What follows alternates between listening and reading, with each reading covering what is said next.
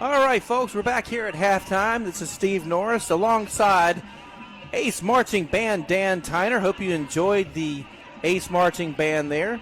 Dan, thanks for joining us here in the press box. I appreciate it. One of the reasons I wanted to have you up here is because, if I've heard right, you're one of the first ones that were here when ACE first opened in 2014, correct? Yes, sir, that is correct. I started the band program and started working in 2014 and just founded the school. Fantastic. So talk about what it was like starting a band at a new school. That is a very unique situation. I've never really done that. I'm starting from absolute scratch. We had chairs and stands, and that's about it. No music, no instruments, nothing. So we just kind of started borrowing and getting instruments from grandmas and closets, and we just started with beginning band and started to grow the program.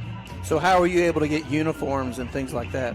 When we finally started marching, we raised money and to get that first set, and then the PTO helped us out, and the school helped us out as we grew and expanded and gained 50 more.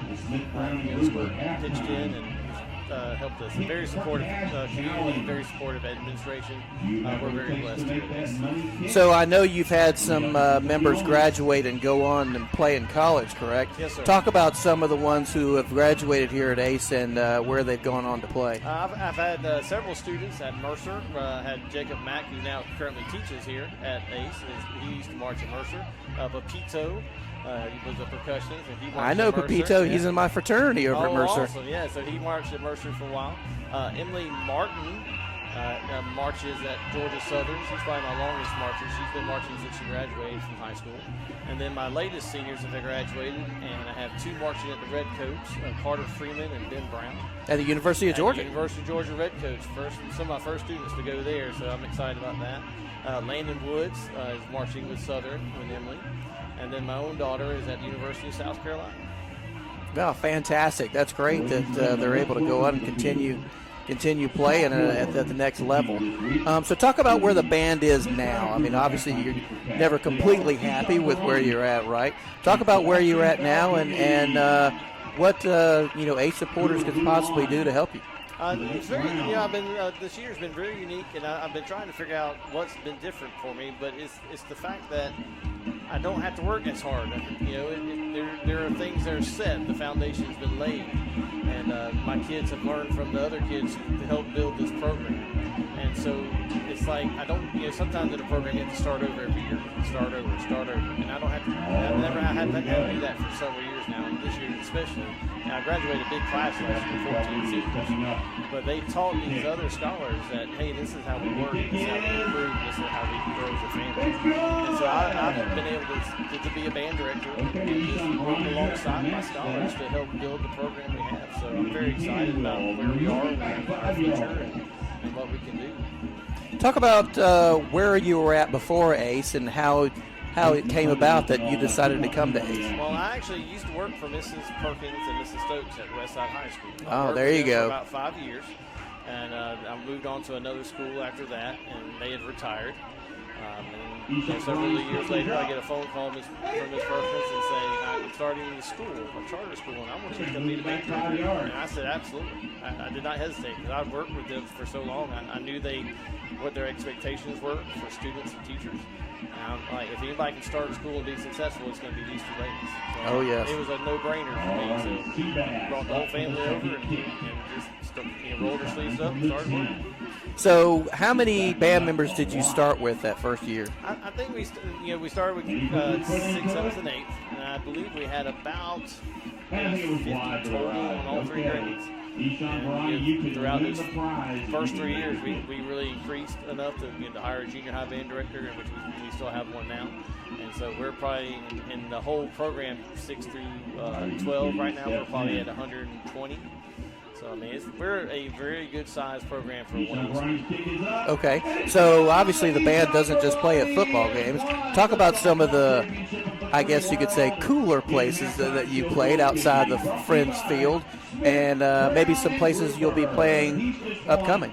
Oh, we go to at least 1 or 2 competitions a year where we get to put our show on and get judged. So we have 2 of those. There's a new competition up in North Georgia that we're going to go to. That's geared towards smaller programs like ours. And we'll be going to Pike County for the March to Plank. We've been going to that competition since it started 5 or 6 years ago. We were very successful there last year, getting some nice trophies and winning some first place in our class. So that's a big improvement for us. We've taken trips to Disney and Universal and things like that, so we're really looking forward to that.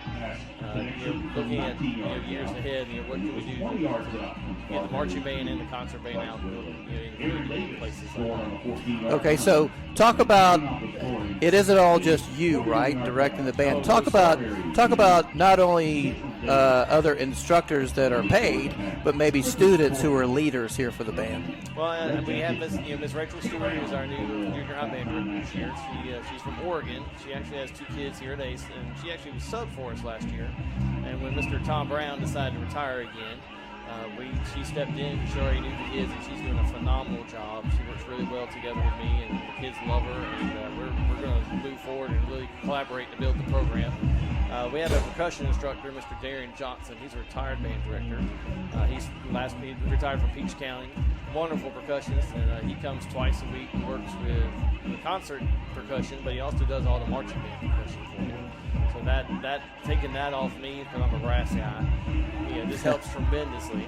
Of course, Nancy Kistler, I could not go without mentioning her. She's my secretary, but she's also my friend. She believes in this program and really helps us be successful and gets us the things we need. And then the student leadership that was mentioned, my drum major and band captain Charlotte Stecker, and drum major Curtis, and my son Judson Tyner, Matthew Dodds on the leadership team, Dominic Sumas, Trip Kinley, Reed Weimer. These are the kids that Sarah Freeman and my co-captains for the color guard, Mariah Brown and Maggie Rao. These are kids who interviewed and they believe in what we're doing and they want to be a part of the growth and success of the program. So they're kind of my core group, and just from there it just expounds on teaching these kids how to work and grow.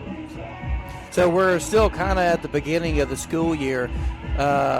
What happens with the band like during the summer? Does it come to a stop, or do y'all still kind of collaborate to get ready for the school year? Or? We all take a break. We take June off, and the BLT and I, we meet right after 4th of July and get everything ready. And the marching band starts about 2 weeks before, about 3 weeks before school actually starts. So we're in the heat of the day, and that's when we start putting hard work in. These kids, I have not heard them complain once. We've gone through heat, rain, everything, and they're just out there working. It's really nice. One thing that's really helped us, I have a new tower. I don't know if you've seen Big Blue over there. No, I haven't seen it. That's a wonderful tower that was bought with the Gryphon Legacy Fund. And it helps me get 25 feet in the air, and that helps us set drill very quickly and fix things a lot. And that you can see the results in the field every Friday night. So I'm very excited about our future. Oh, wow, that's cool. Talk about the Gryphon Legacy Fund. I'm not familiar with that, and which means some of our listeners are probably not familiar with it either. Talk about what that is. It's a great way for we as faculty are encouraged to give a little bit every month out of our paycheck, and anybody can give. Parents, grandparents, and aunts, uncles from anywhere across the nation. They can give to this fund monthly or one-time check, and it goes to big needs, big ticket items. I could never raise money for that tower, but it was a great necessity. So big things like that get help purchased, and it's not a strain on the rest of the budget for the school. So. Yeah, I imagine that helps set ACE band apart from other bands in the middle of Georgia or even the state. I mean, there's not a whole lot of schools that have that kind of equipment. Right. Yes, sir. And like I said, it just helps me work so quickly because I got people on the field and I'm in the tower, and we just set drill and there's music and I can fix little things. And it's a huge learning curve for us. Okay. Well, I see the team's getting ready to come back on the field. They are coming back on the field, but there's one other thing I want to ask you real quick, and this is something I've always wanted someone to help explain to me.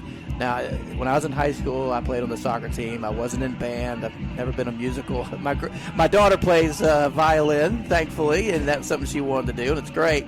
But I always heard my friends that were in the band talk about being first chair or second chair, third chair, that kind of thing. Talk about what that term, those terms mean. Well, those kind of like the leader of the section. You know, some schools they audition for that.